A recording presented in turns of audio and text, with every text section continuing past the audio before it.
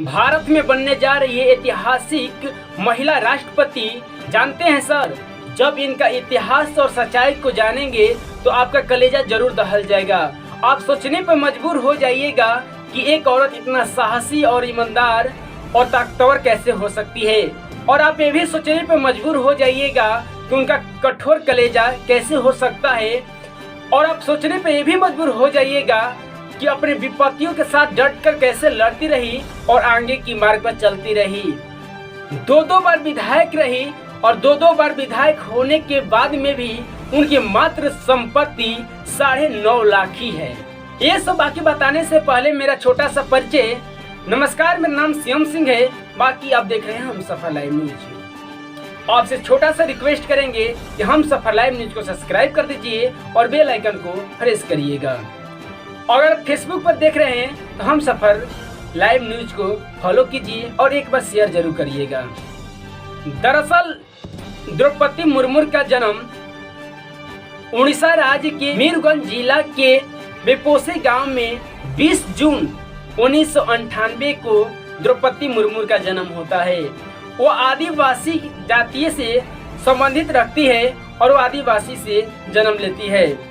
उनका पिताजी का नाम विरायची नारायण टुडू और उनका पति का नाम श्यामाचरण मुर्मू है।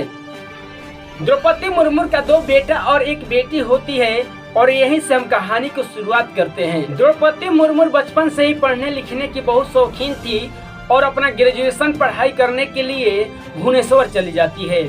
और भुवनेश्वर शहर के जाने के बाद में रामा देवी महिला कॉलेज में एडमिशन लिया और एडमिशन लेने के बाद और रामा देवी महिला कॉलेज में ही अपना ग्रेजुएशन को पूरा करती है। ग्रेजुएशन पूरा होने के बाद में भी उड़ीसा गवर्नमेंट में बिजली डिपार्टमेंट में जूनियर असिस्टेंट के तौर पे उन्होंने अपना नौकरी प्राप्त की। वो नौकरी ज़्यादा समय तक नहीं कर पाई, मात्र उनका नौकरी 1989 से 1983 तक ही अपना नौकरी की। उसके बाद में 1994 में रायरंगपुर में मौजूदी में अरविंदो ग्रेजुएशन सेंटर में टीचर के तौर पर अपना नौकरी की।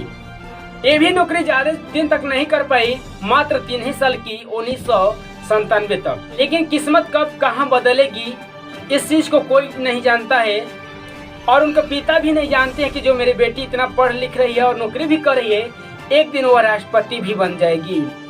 जब उन्होंने अपना राजनीति में कदम रखा तो मात्र उन्होंने अपने नगर पंचायत के वार्ड परिषद में और राजनीति के दुनिया में ऐसे कदम रखी कि आज तक से उसकी सफलता मिलती रही और आगे बढ़ती जा रही है।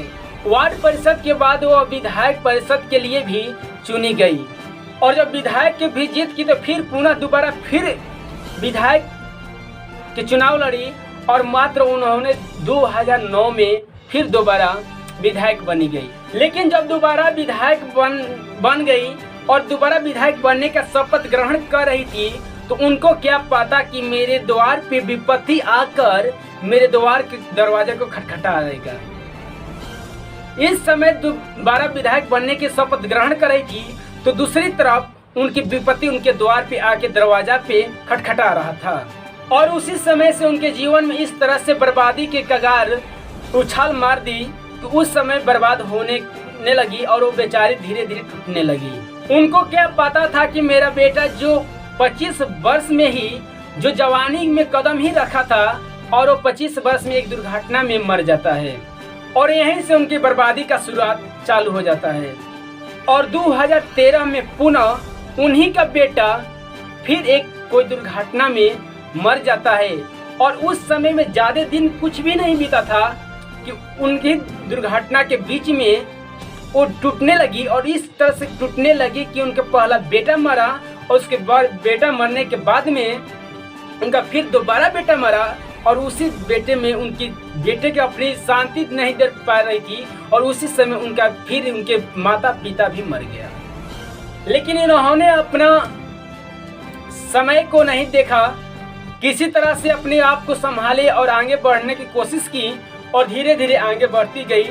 उसी महीने में उनके पति भी मर गए, उनके बेटा भी मर गया और उनके माता पिता भी मर गए और बेचारी एकदम बिल्कुल अकेले रह गई और ऐसे सब अपने विपत्तियों के साथ लड़ती रही, डरती रही और ये कभी पीछे मुड़कर नहीं देखी, लेकिन इन्होंने आगे के मार्ग पे चलती रही और इस तरह से चलती रही कि आज भारत देश के महिला ऐतिहासिक राष्ट्रपति बनने जा रही है। और राष्ट्रपति इस मुद्दे पे कह सकते हैं कि जिसकी सरकार रहती है, जिसकी पक्ष होता है, वही राष्ट्रपति बनता है। और द्रौपदी मुर्मू ने महिला के लिए ऐतिहासिक बन गई है और एक उदाहरण बन गई है कि किस तरह से विपत्तियों में डटते रहना है और आगे बढ़ते रहना है और अपनी हिम्मत कभी नहीं हारना है। नमस्कार, आप देख रहे थे हम सफल लाइव न्यूज। देखने के लिए धन्यवाद।